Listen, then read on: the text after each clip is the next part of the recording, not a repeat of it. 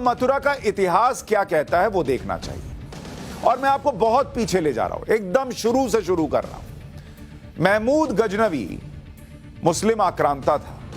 उसने साल 1017 में मथुरा पर हमला किया था और एक दिन नहीं, 2 दिन नहीं, 21 दिन तक मथुरा को लूटता रहा था। 21 डेज ऐसा लुटेरा गजनवी 21 दिन मथुरा को लूटा।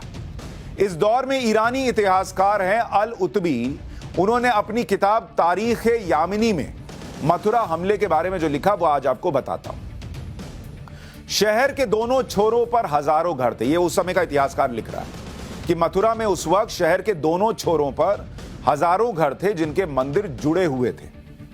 बाकी मंदिरों की तुलना में शहर के बीच में एक विशालकाय मंदिर था जिसका वर्णन नहीं किया जा सकता, वो इतना जबरदस्त था। ये उस वक्त का इतिहासकार कह रहा है। सुल्तान ने इस पर लिखा कि अगर कोई इसके बराबर की इमारत बनाना चाहता है तो वो सैकड़ों हजारों दीनार खर्च करके भी नहीं बना सकता। इतना जबरदस्त मंदिर उस जमाने में बना हुआ था।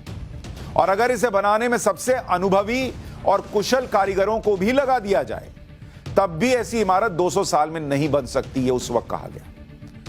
मूर्तियों में से 5 मूर्तियां लाल सोने से बनी थी और 15 फीट ऊंची थी।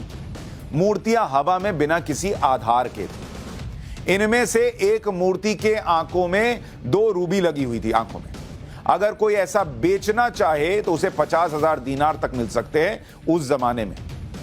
दूसरी मूर्ति में सफायर लगा हुआ था जो पानी से ज्यादा साफ था और क्रिस्टल से भी ज्यादा चमकदार था। ये इतनी बड़ी और वजनदार मूर्तियां थीं कि इन्हें बिना तोड़े इनका वजन नहीं मापा जा सकता था। सुल्तान ने आदेश दिया कि सभी मंदिरों को जला दिया जाए और उनकी जमीन समतल कर दी जाए। ये तारीख यामिनी में उस वक्त के इतिहासकार ने मथुरा के बारे में बताया और उस वक्त बनी भव्य मंदिर और उसकी मूर्तियों के बारे में बताया। 1017 में महमूद गजनवी ने जब मथुरा के मंदिर तोड़े, उसके 100 साल के बाद करीब 1150 में कृष्ण जन्म स्थान पर फिर मंदिर बनाया गया। मतलब वो तो आपने सुना ना, उसने कहा कि सब तोड़ दो, समतल कर दो, करके चला गया भाई। कृष्ण जन्म स्थान पर फिर मंदिर बना 1150, मतलब करीब करीब 100 साल बाद। लेकिन कुतुबुद्दीन ऐबक और फिरोज तुगलक के शासन में इसे फिर तोड़ दिया गया। लेकिन फिर मंदिर को बनाया गया जो सिकंदर लोदी के शासन के पहले तक बना रहा। मथुरा के मंदिर को सिकंदर लोदी के 1489 से 1517 के शासन के बीच फिर तोड़ा गया। जो मैं आपसे कह रहा था ना, ये 10 ज्ञानवापी हैं। मथुरा भी एक और ज्ञानवापी है। जैसे ज्ञानवापी में मंदिर तोड़े गए बनाए गए, तोड़े गए बनाए गए, वो मंदिर तोड़ते रहे लेकिन हिंदुओं का हौसला नहीं तोड़ पाए और बनती गई वहां मंदिरें। वैसे ही मथुरा में ये आते रहे बाहर से, तोड़ते रहे, लेकिन किसी तरीके से हिंदू जो है वो मिलकर मंदिर बना लेते थे। औरंगजेब ने 1665 में पहली बार होली दिवाली मनाने पर रोक लगा दी। वही औरंगजेब, वही मुगल काल जिसको हमारे यहां मुगलों ने ऐसा कर दिया, मुगलों ने ऐसा कर दिया, उसी औरंगजेब ने काशी में मंदिर तोड़े थे। उसी की ये जो समस्या है ना, औरंगजेब की ही दी हुई है। जो ज्ञानवापी मस्जिद और मंदिर का विवाद चल रहा है उसमें उसका योगदान है। उसी ने मथुरा में भी किया। 1665 में पहली बार होली दिवाली मनाने पर रोक लगाई भाई ने। औरंगजेब ने यमुना के घाटों पर हिंदुओं के अंतिम संस्कार पर रोक लगा दी। मैंने आपको कहा था ना, ये चैप्टर अगर आप सुनेंगे तो आपका दिल रोएगा कि क्या क्या उस वक्त लोगों ने झेला है। अंतिम संस्कार पर रोक लगा दी इस आदमी ने।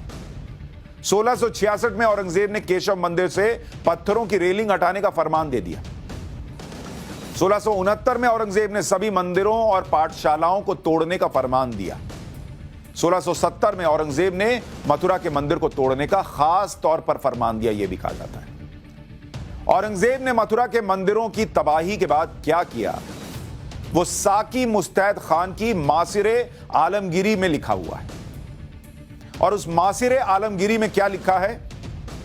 मथुरा की सभी छोटी बड़ी मूर्तियों जिनमें कीमती हीरे जवाहरात लगे थे उन्हें आगरा भिजवा दिया औरंगजेब ने, और बेगम साहिब की मस्जिद की सीढ़ियों के नीचे दफन करवा दिया। गाड़ दो वहां इन मूर्तियों को। और फिर उसने ऑर्डर दिया कि मथुरा का नाम बदलकर इस्लामाबाद कर दिया जाए। मैं अभी आपको कह रहा था ना कि मथुरा का नाम कभी इस्लामाबाद भी पड़ा हो, आपने सुना नहीं होगा, लेकिन मासिर आलमगीरी में लिखा है कि औरंगजेब ने कहा कि मथुरा का नाम बदल दो और इसका नाम इस्लामाबाद कर दो। यह हुआ उस दौर में। कृष्ण की मथुरा को इस्लामाबाद बनाया गया। इसके बाद मथुरा में मंदिर की लोकेशन पर ईदगाह बनाई गई, जिसके बारे में मथुरा कई बार आए अलेक्जेंडर कनिंगम नाम के ब्रिटिश आर्मी इंजीनियर ने 1862 के दौरान लिखा। उसने लिखा कि इसमें कोई संदेह नहीं कि इस जगह पर भगवान कृष्ण का विशाल मंदिर था, जो कई बार ध्वस्त किया गया और कई बार बनाया गया। जिन पत्थरों का प्रयोग मस्जिद के किनारों को बनाने के लिए किया गया था, उससे पता चलता है कि यहां मंदिर 1663 में खड़ा था। यह वो लिख रहा है अलेक्जेंडर कनिंगम। मस्जिद के अंदर इस्तेमाल किए गए पत्थरों पर हिंदू कलाकृतियां थीं, जो कि नागरी लिपि में लिखी गई थी। यह भी वो लिखता है।